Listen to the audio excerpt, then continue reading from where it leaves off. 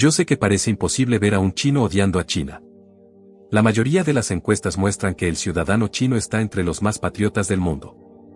Sienten orgullo por sus 5.000 años de civilización, por el crecimiento económico, la cultura, el idioma y las tradiciones del país. La mayoría de los chinos ama genuinamente el país donde nació y cree que China es el mejor lugar del mundo. Sin contar que el gobierno se esfuerza mucho por mostrar que todo el mundo vive feliz en China. Nadie tiene problemas, es el lugar perfecto y el más querido por su población. Pero hay un lado mucho menos visible en todo esto. Y por lo general, ese lado no se habla en público.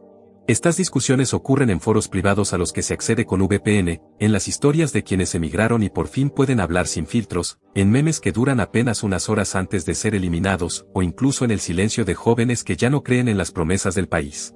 Y este video trata exactamente de eso.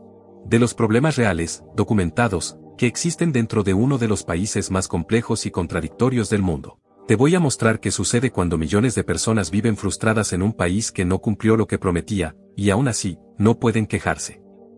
Si te gusta nuestro trabajo y quieres apoyarnos un poco más, deja un comentario aquí abajo y suscríbete al canal. Empecemos por el lugar donde la mayoría de los chinos pasa gran parte de su vida despierta, el trabajo. Si nunca has oído hablar del 996, describe un régimen laboral chino que se ha vuelto muy común, especialmente en el sector tecnológico. Las personas trabajan de 9 de la mañana a 9 de la noche, 6 días a la semana. Y no es algo excepcional, ni siquiera en periodos de alta presión o entrega de proyectos. En 2019, Jack Ma, a quien muchos conocen, dio una entrevista que se volvió viral, antes de ser censurada, por supuesto. Dijo que el modelo 996 era una bendición, que los jóvenes deberían estar agradecidos por tener la oportunidad de trabajar tanto. La reacción en las redes sociales chinas fue de indignación, y luego, poco a poco, las publicaciones fueron desapareciendo y toda esa discusión quedó silenciada. Pero la frustración no desapareció junto con los posts. Se transformó en un movimiento llamado Tangping, que en español significa algo así como tumbarse boca arriba. Básicamente, son jóvenes chinos que decidieron hacer lo mínimo necesario para sobrevivir, no quieren ser productivos, no quieren casarse, no quieren tener hijos, no quieren comprar vivienda ni participar en todo ese sistema de sacrificio colectivo. El gobierno clasificó el Tangping como un comportamiento problemático y perjudicial para la sociedad, y el debate sobre el tema fue censurado en muchas plataformas. Después del Tangping surgió el Bailan, que es aún más radical, toda una generación diciendo que se rinde y que no quiere competir. Y no es solo por pereza. Hay muchos casos documentados de jóvenes trabajadores que murieron por exceso de trabajo. Y cada vez que uno de estos casos sale a la luz y se hace viral, suele ser silenciado con el tiempo. Ahora imagina esto. Naciste en una ciudad pequeña del interior de China. A los 18 años te mudas a Shanghái en busca de trabajo y oportunidades, como han hecho cientos de millones de personas antes que tú. Consigues empleo, alquilas una habitación y empiezas a construir una vida. Y entonces descubres que, a ojos del Estado, sigues sin ser de Shanghái. Y nunca lo serás.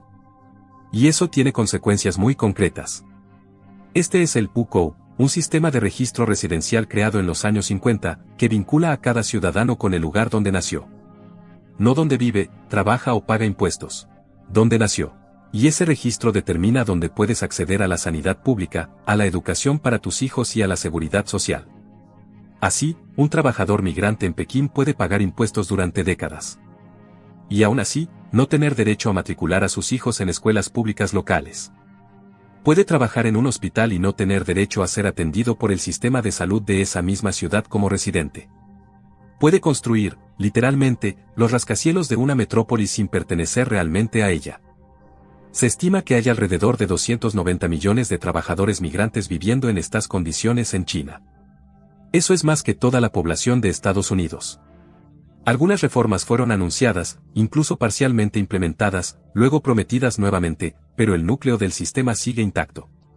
Y la sensación que muchos chinos describen, en relatos recopilados por periodistas e investigadores, es que el lugar donde naciste establece un techo que nunca logras superar, por mucho que te esfuerces. Pero si el UCO es un techo invisible, el mercado inmobiliario es un muro de concreto. En las grandes ciudades chinas, el precio de los apartamentos está entre los más inaccesibles del planeta en relación con los ingresos locales. En Pekín y Shanghái, comprar una vivienda de tamaño razonable exigiría a un trabajador con salario medio entre 20 y 40 años de ingresos totales, sin gastar ni un centavo. Esto no es una exageración, es realmente lo que muestran los datos. Y durante décadas, la narrativa fue clara: trabaja duro, ahorra con tu familia, compra un apartamento y construye estabilidad. La vivienda siempre ha sido, y sigue siendo, el símbolo máximo de haber triunfado en la vida. Es parte del contrato implícito entre el ciudadano y la sociedad. Pero entonces apareció una empresa llamada Evergrande. Evergrande era la mayor promotora inmobiliaria del mundo. No solo de China, sino de todo el planeta. Y en 2021 comenzó a derrumbarse bajo una montaña de deudas que superaba los $300.000 millones. El resultado fue que miles de familias chinas habían pagado por sus apartamentos y nunca los recibieron. Habían invertido años de ahorro, a veces el dinero acumulado por varias generaciones, en propiedades que aún no existían y que quizás nunca existirán. En 2022, compradores de viviendas inacabadas en varias ciudades empezaron a dejar de pagar las hipotecas. El movimiento se conoció como la protesta de los compradores de viviendas y fue rápidamente censurado en las redes sociales. Aún así, el gobierno se vio obligado a reaccionar. La generación joven china tiene una forma amarga de referirse a sí misma en este contexto: se llaman la generación que nunca tendrá casa, y creen que nunca lograrán alcanzar la vida que sus padres les prometieron. Y hay algo que complica aún más todo esto: el Gaokao. El Gaokao es el examen nacional de acceso a la universidad en China. En teoría, es el gran igualador de oportunidades. No importa de dónde vengas, si estudias lo suficiente, puedes aprobar y entrar en una buena universidad. Sería meritocracia pura. Pero en la práctica, no funciona exactamente así. La competencia es extremadamente alta y brutal. Y cuando el joven logra superar el Gaokao, entra a la universidad y descubre que el título ya no garantiza prácticamente nada. El país forma más graduados de los que el mercado puede absorber. El desempleo juvenil alcanzó niveles récord en 2023, superando el 20%, antes de que el gobierno simplemente dejara de publicar esos datos.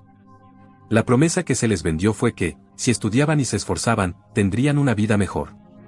Pero la realidad parece ser muy distinta.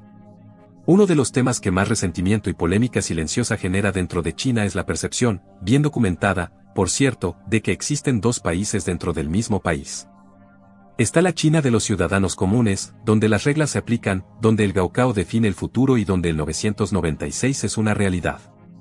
Y está la China de los princelings, el término usado para referirse a los hijos y nietos de la élite del Partido Comunista. Algunas reformas fueron: estos tienen acceso a oportunidades, protección, riqueza y una red de influencias que hace que las reglas del juego sean muy distintas para ellos. Y no se trata de una teoría conspirativa.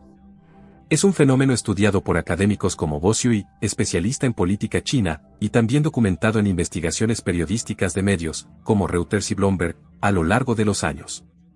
El presidente Xi Jinping lanzó en 2012 una de las mayores campañas anticorrupción en la historia del país. Y fue una campaña real. Miles de funcionarios fueron investigados, procesados e incluso encarcelados, incluyendo figuras de alto nivel que antes parecían intocables. Pero algunos críticos, incluidos analistas políticos chinos que se expresan con mayor libertad fuera del país, señalan que la campaña también sirvió para eliminar rivales políticos, y que la estructura que permite la corrupción sistémica sigue intacta. La desigualdad de ingresos en China, medida por el índice de Gini, se encuentra entre las más altas de Asia. Esto contrasta con la retórica oficial de prosperidad común, un eslogan clave del gobierno de 11, y es una contradicción que los chinos perciben en su vida cotidiana, incluso sin tener acceso a todos los datos oficiales. China es la mayor potencia industrial del mundo, y los trabajadores que hicieron posible ese crecimiento, en muchos casos, viven sin protecciones básicas que existen incluso en países menos desarrollados. Los sindicatos independientes están prohibidos, solo existe la Federación Nacional de Sindicatos de China, que está controlada por el Estado. En la práctica, esto significa que no es un sindicato en el sentido habitual de la palabra, sino una estructura que representa al Estado ante los trabajadores, y no al revés. Las huelgas son técnicamente ilegales en la mayoría de los contextos. Los trabajadores que intentan organizarlas de forma independiente corren el riesgo de ser detenidos. Aún así, ocurren cientos de ellas cada año. Los trabajadores de plataformas digitales, como repartidores y conductores, suelen encontrarse en situaciones especialmente vulnerables. Muchos medios de comunicación, incluidos algunos chinos, ya han documentado condiciones laborales muy duras en diversas empresas, objetivos imposibles, castigos por valoraciones negativas. En general, el derecho laboral no se respeta de manera consistente en gran parte del país. Y aquí llegamos al punto más complejo y humano de todo lo que hemos hablado hasta ahora. Ante todo esto, el trabajo extenuante, la vivienda inaccesible, el gaokao, el ukou, la censura, los derechos laborales frágiles, ¿qué hacen los chinos? La mayoría se queda. Y no solo por falta de opciones, sino porque China también tiene cosas reales y valiosas que ofrecer, una cultura profunda y rica, lazos familiares fuertes, una gastronomía que es patrimonio de la civilización, ciudades funcionales, infraestructura de primer nivel en transporte y tecnología, y una identidad colectiva que significa mucho para quienes nacieron dentro de ella.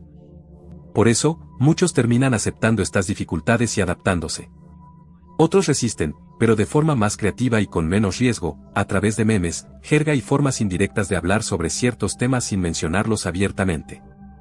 Y también están aquellos que se arriesgan mucho más y, por lo general, no terminan bien. Pero pagan el precio. Entonces, ¿por qué algunos chinos odian a China?